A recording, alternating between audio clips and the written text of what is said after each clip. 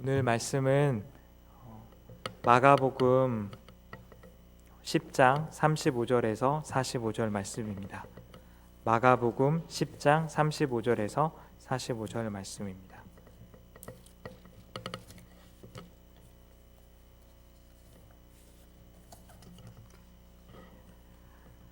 말씀은 제가 한 구절, 여러분이 한 구절씩 교독하도록 하겠습니다. 마가복음 10장 35절에서 45절에 있는 하나님의 말씀입니다. 세베대의 아들 야고보와 요한이 주께 나와 여짜오되 선생님이여 무엇이든지 우리가 구하는 바를 우리에게 하여 주시기를 원하옵나이다. 이르시되 우리에게 무엇을 하여 주시기를 여짜오되 주의 영광 중에서 우리를 하나는 주의 우편에 하나는 좌편에 앉게 하여 주옵소서. 너희가 구하는 것을 알지 못하는도다. 내가 마시는 잔을 너희가 마실 수 있으며 내가 받는 세례를 너희가 받을 수. 그들이 말하되 할 수 있나이다. 예수께서 이르시되 너희는 내가 마시는 잔을 마시며 내가 받는 세례를 받으려니와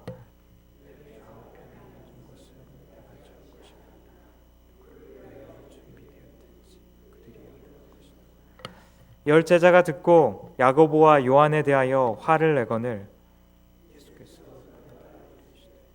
이방인의 집권자들이 그들을 임의로 주관하고 그 고관들이 그들에게 권세를 부리는 줄을 너희가 알거니와 너희 중에는 그렇지 않을지니 너희 중에 누구든지 크고자 하는 자는 너희를 섬기는 자가 되고 너희 중에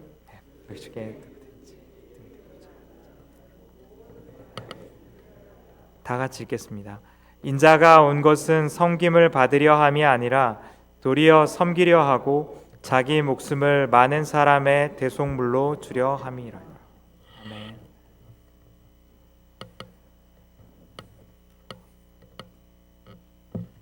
(1990년도와 2000년대에) 이르러서 한국 기독교에 유행했었던 한 가지 생각의 흐름 중에 하나는 고지론으로 대표될 수 있을 거라고 생각합니다. 고지론은 그 세상의 높은 전쟁에서 고지를 차지하여서 유리한 위치를 점유하듯이 세상의 높은 곳 가운데에 그리스도인들이 나타났을 때에 복음의 빛이 더 잘 비칠 것이다라는 생각이었습니다. 90년대, 2000년대만 하더라도 어느 뉴스그룹의 수련회와 모임에 가더라도 유명 강사들이 하는 이야기들은 그들에게 열심히 공부하여서 좋은 대학에 가고 성공하여서 하나님의 영광을 위하여 높여야 된다라는 주제의 말씀들을 어디서나 들을 수 있었습니다. 그러나 2000년대를 넘어서면서 기독교 안에서 그 사회의 고위직을 가지고 있는 사람들의 많은 추문과 이기적인 기업 운영과 부패와 뇌물로 인하여서 기독교가 그동안 추구해왔었던 방향이 정말로 옳은 방향이었냐라는 반성들이 많이 일어나기 시작하였습니다. 정말로 하나님께서 말씀하신 하나님의 나라는 기독교인들이 사회의 높은 곳을 차지하여서 이곳 가운데 오느냐에 대하여서 회의감을 갖게 되었던 것입니다. 오늘 말씀 가운데 야고보와 요한은 그 성공에 대한 열망을 숨김없이 예수님께 내보이고 있습니다. 야고보와 요한은 예수님을 찾아와서 먼저 자신이 원하는 것을 들어달라는 이야기를 이야기합니다. 자신이 원하는 것은 이야기하지도 않은 채 그저 어떤 것들을 이야기하든 간에 예수님께서 이 이야기를 들어주시라고 이야기합니다. 흥미로운 사실 중에 하나는 이 장면이 있기 바로 이전에 있었던 말씀에 관한 것입니다. 10장 32절에서 34절에 보면은 예수님께서 말씀하시는 것은 제자들과 함께 예루살렘으로 향하고 있으면서 자신이 예루살렘에 올라가서 제사장들과 서기관들에게 넘겨질 거고 이방인들에게 넘겨질 것이고 능욕을 당하고 침뱉으며 채찍질하고 죽일 것이지만 부활하여서 살아날 것이다라는 이야기를 예수님께서 제자들에게 하셨던 겁니다. 예수님께서는 자신이 가고 있는 일이 십자가의 길이라는 것을 이야기했지만 제자들은 그 십자가의 길을 향한다는 것이 어떠한 의미인지에 대하여서 잘 알지 못했던 것입니다. 아마도 야고보와 요한이 느꼈던 것은 지금 굉장한 일이 일어날 것 같은데 이 시점이야말로 내가 예수님께 약속을 받아서 좋은 유리한 그 지점을 차지해야 되는 시점이라고 확신했었던 것 같습니다. 당시에 우리 한국에서도 그랬던 것처럼 왕의 오른쪽과 왼쪽에 위치하는 것은 매우 명예롭고 영광스러운 자리로서 여겨졌습니다. 한국에서도 가장 높은 관직을 영의정 그리고 좌의정, 우의정이라고 이야기했던 것처럼 왕의 오른쪽과 왼쪽을 차지한다라는 것은 매우 명예로운 자리였던 것입니다. 더군다나 야고보와 요한이 느꼈던 것은 이전에 예수님께서 변화산에 가실 때에 야고보와 요한 그리고 베드로 3명을 데리고 가셨는데 이 자리에서 베드로만 제친다면 자신이 이 가장 좋은 자리 2자리를 차지하기에 충분할 것이다라는 생각들을 하고 있었던 것으로 보입니다. 늘 주도적이고 열정적이었던 베드로는 그들에게 경계의 대상이었던 것 같습니다.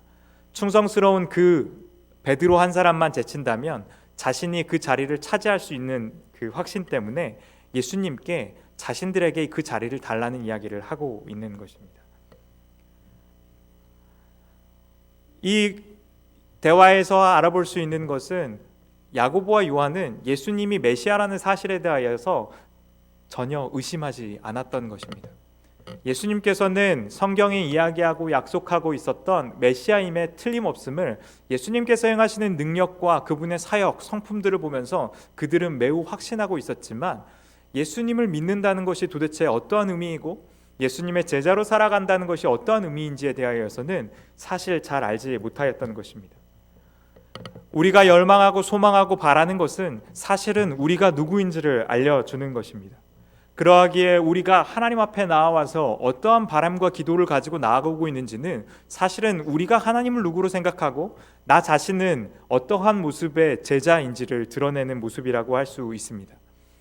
예수님께서는 주기도문을 우리에게 가르쳐 주시면서 하나님께 기도할 때에 우리가 기도해야 하는 내용들이 이러한 것들이라고 말씀하셨습니다.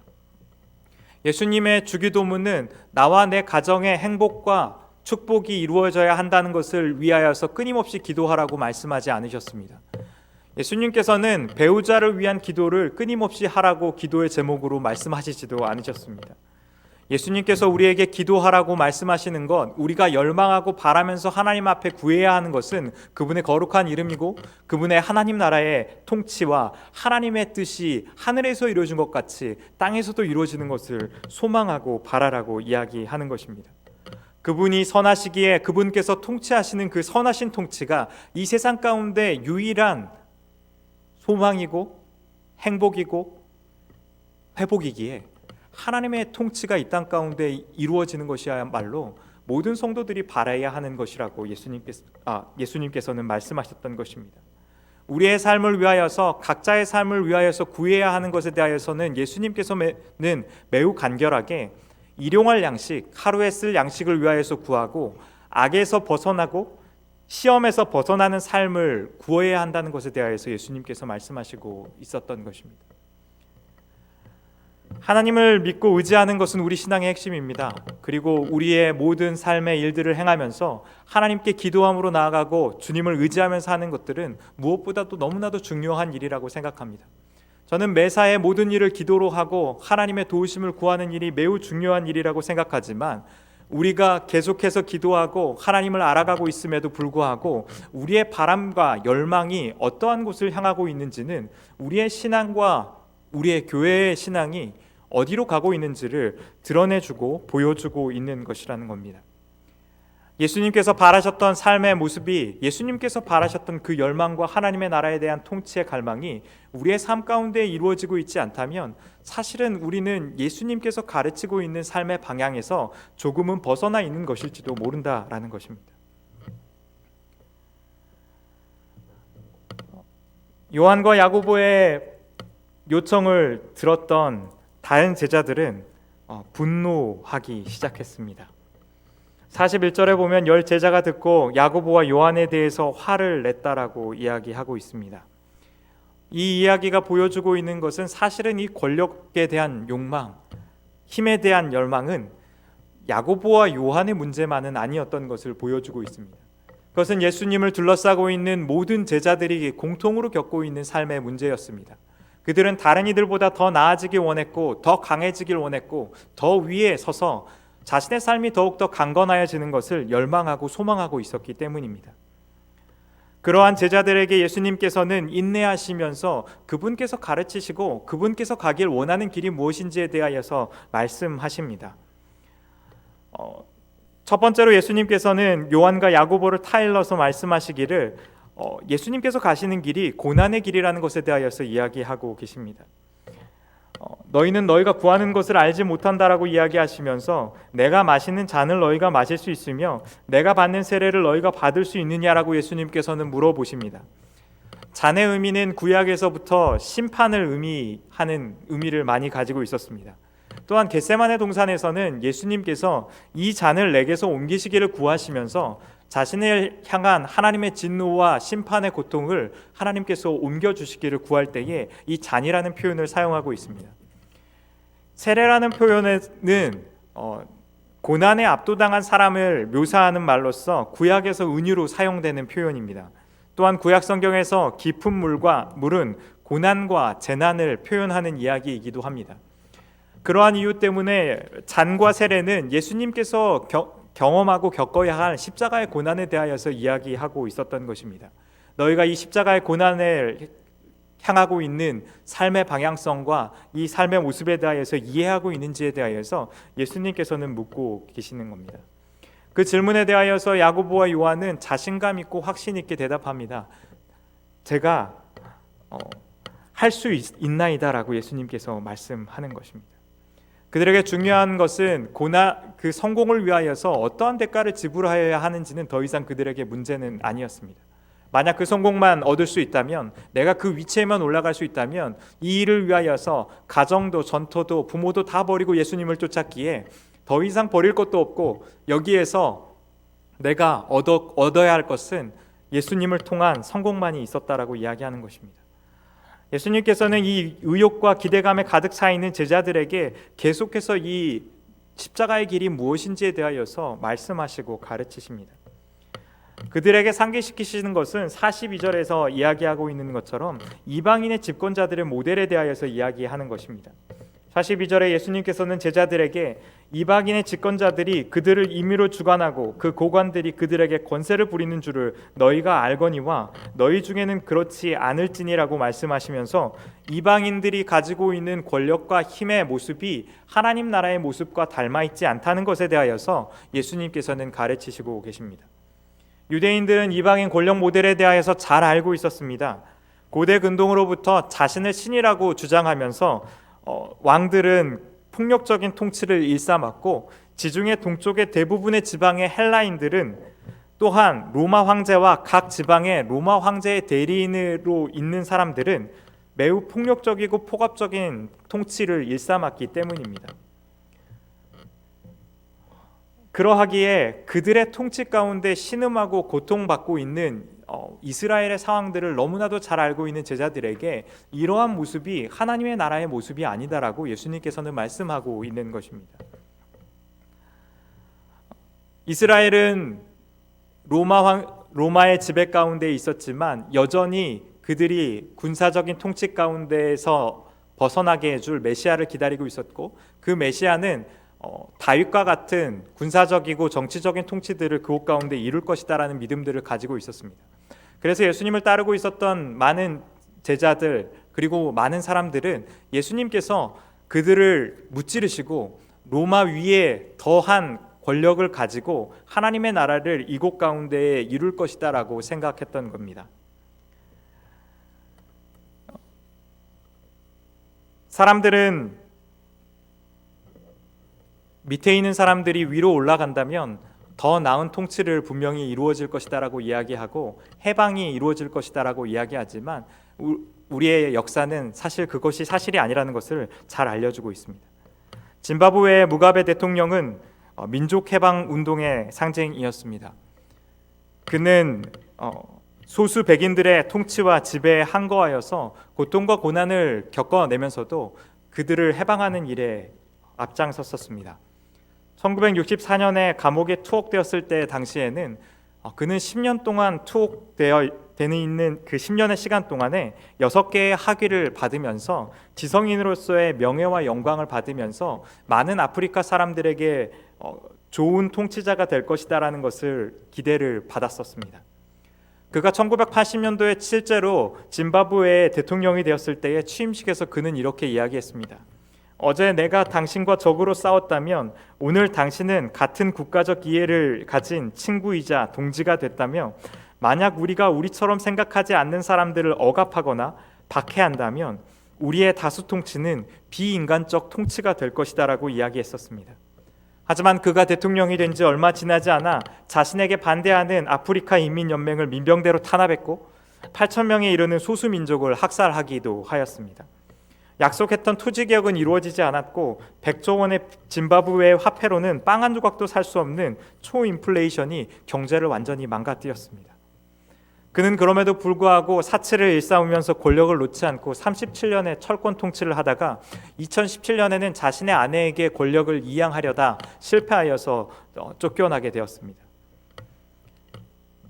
제3세계의 혁명가들이 우리가 기대했던 것과 달리 독재자에 전락하였던 예들은 수없이 많이 있습니다. 권력으로 하나님 나라를 이룰 거였으면 사실은 예수님께서는 사단에게 시험 받으실 때에 나에게 절하면 세상의 모든 권세를 준다라고 말하는 사탄의 말에 귀 기울여서 그에게 절하고 세상의 모든 권세를 받으셨어야 했습니다. 왜냐하면 그것이야말로 가장 빠르게 세상의 통치와 권세를 얻는 방법이기 때문입니다. 아마도 사단은 로마 황제보다 더한 권세를 예수님께 줬을 것입니다. 하지만 결코 하나님의 나라는 그곳 가운데 이루어지지 않았을 것이라는 겁니다.